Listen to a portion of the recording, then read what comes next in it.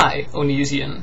Having seen your videos about teenagers who might be gay and whether or not they should come out, I think there are a few things you should be aware of. Your suggestion that they probably shouldn't come out until they're older because their feelings may be transient and people may react badly is at least safe advice. But that safety comes at a price, and I think you should know that before you tell gay teens they shouldn't let anyone find out. As a straight person, there are a lot of issues here that you will never have to deal with, and perhaps that makes it harder for you to truly understand the implications of what you're suggesting. See, heterosexuals have a certain luxury. As they grow up and start dating, regardless of what their family may think of their specific love interests, it's no great controversy for them to simply have a love interest. But gay teenagers do not have that luxury. Instead, they're confronted with the attitude that no matter who they love, it will always be wrong and it will always be unacceptable. Can you imagine living like that, knowing that you will always invariably face widespread disapproval and hatred because of who you love?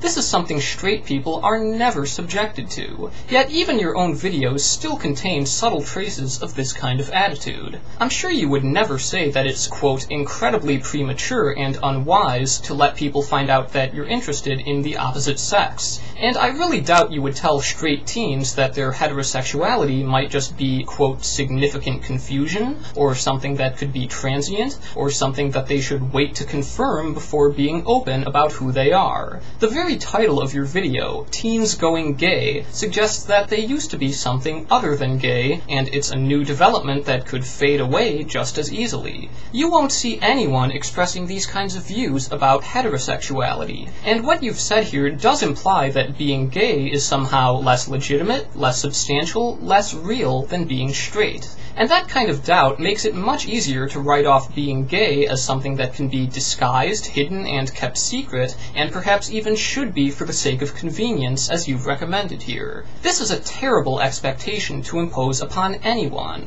Love is a universal, fundamental component of the human experience, and to ask gay people to deny themselves that is simply inhuman. The foray into romance is a part of growing up, and it's not just for straight people. In those crucial formative years, it is insane to expect gay teens to exclude themselves from this wonderful dimension of life. If you've never been closeted, you don't know what it's like to live this way. It hurts. It's a deep and enduring pain that comes from crippling a part of yourself. It's not just depriving yourself of love and romance, it prevents you from being open and fully honest with other people. It means developing a habit of constantly lying about who you are, either explicitly by pretending to be interested in the opposite sex, or by omission when you don't correct people's assumptions. It's a pattern of deception that extends to everyone around you, your family, your friends, the people you should be able to trust. And as long as you aren't honest with them, there will always be that wall there. When you have to keep a secret like that from the people you care about most, it's unbearable.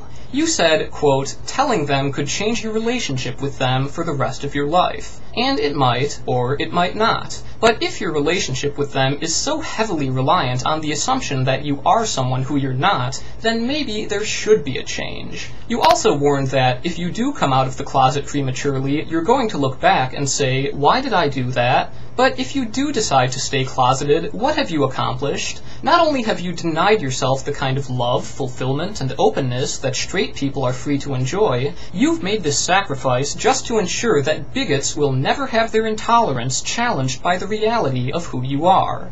Do you think that's worth it? Can you imagine living like that? Should you have to? Should anyone? I think you know the answer.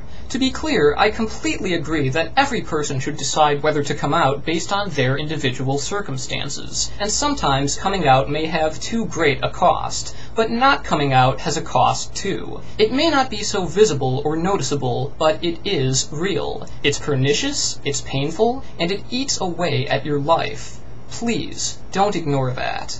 I'll leave you with a quote from Sidney J. Harris. Regret for the things we did can be tempered by time. It is regret for the things we did not do that is inconsolable.